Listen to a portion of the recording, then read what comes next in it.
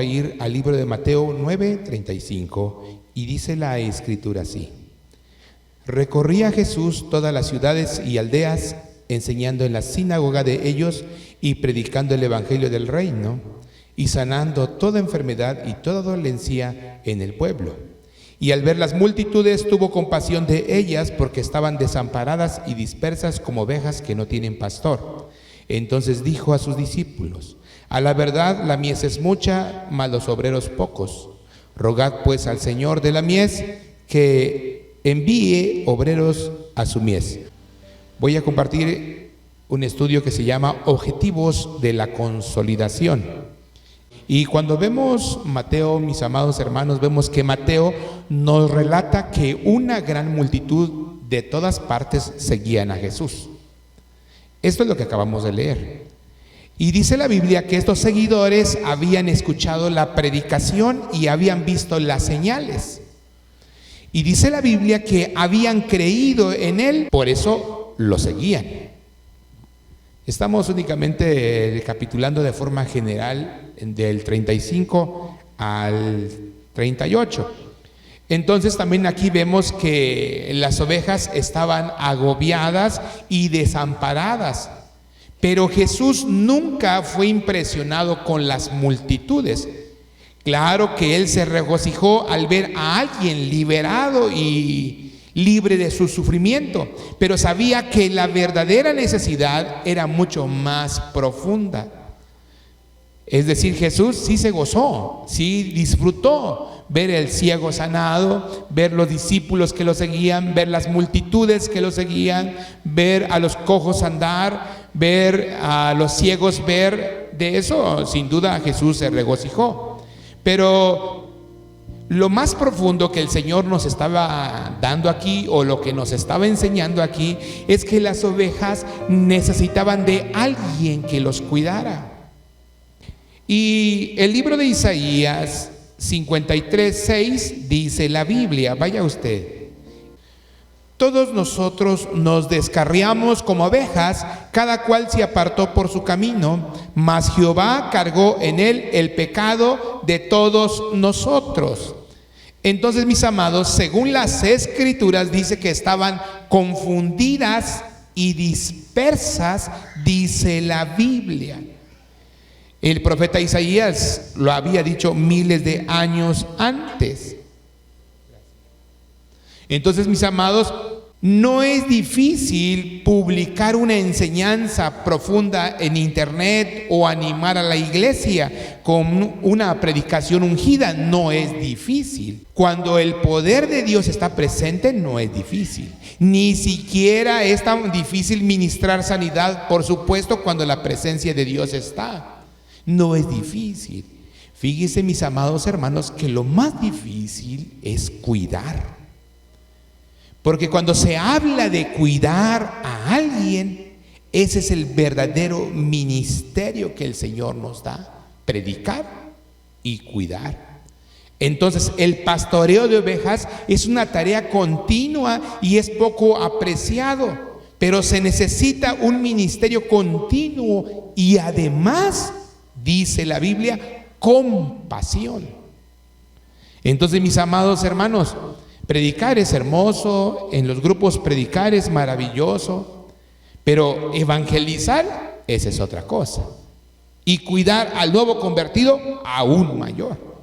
Entonces, la verdadera compasión nos obliga a ir más allá de los milagros y los cultos emocionales, porque la compasión mueve nuestros corazones para cuidar a la gente herida. Cuesta hallar esos obreros, pero la verdadera cosecha está ahí. Porque si nosotros cuidamos bien, van a salir obreros, pero si nosotros no cuidamos bien, no van a haber obreros. Entonces, sin ese pastoreo, la cosecha se pierde. Si nosotros no cuidamos bien, la cosecha se pierde. Entonces la semilla será arrebatada por el maligno o sofocada por la lucha diaria de las ovejas por sobrevivir. Y el lobo vendrá y destruirá el rebaño. Por eso, mis amados, cuando alguien deja de asistir a la iglesia, deja de leer la Biblia, deja de predicar, mis amados, se enredan con otras doctrinas y entonces empieza a haber una confusión.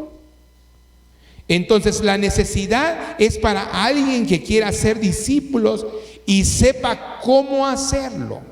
Pero veamos que la consolidación tiene dos objetivos. Número uno, cuidar al nuevo creyente. Mateo 9:35 nos dice: recorría Jesús todas las ciudades y aldeas, enseñando en la sinagoga de ellos y predicando el evangelio del reino y sanando toda enfermedad y toda dolencia en el pueblo.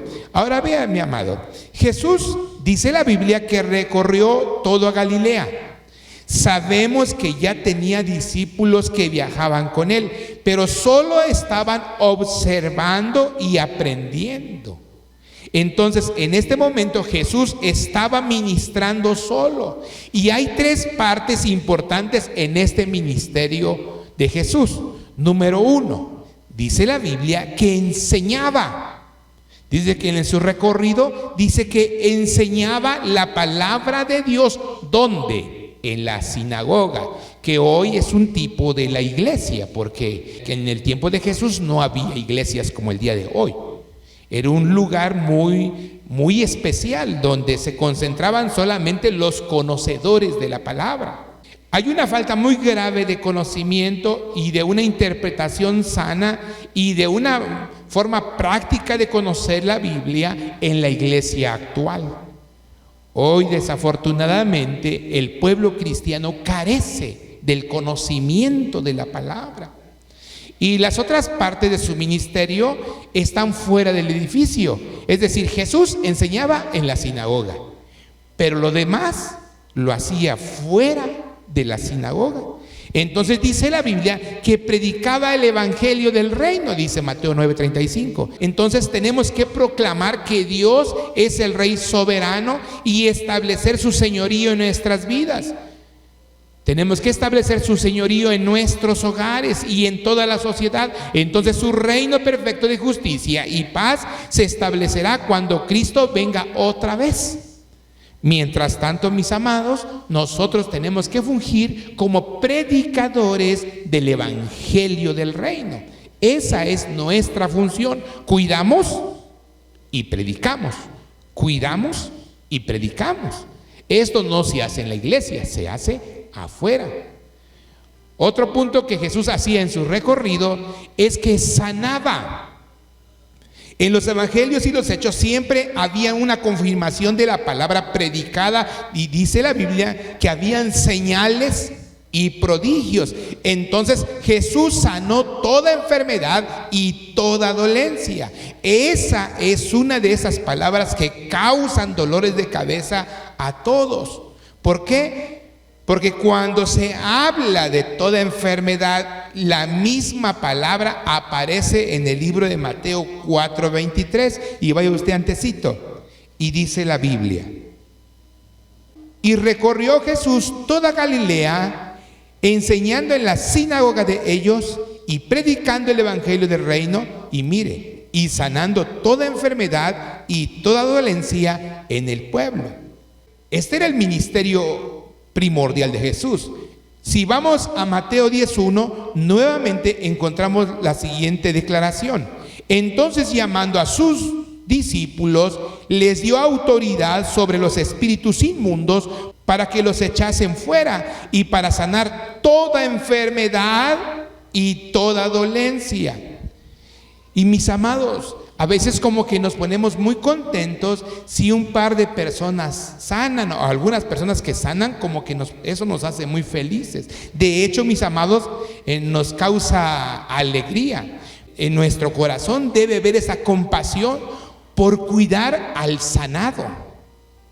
Ese es el objetivo principal, cuidar al que ya sanó. Entonces con Jesús lo que hacía él es predicar, sanaban y luego los cuidaba.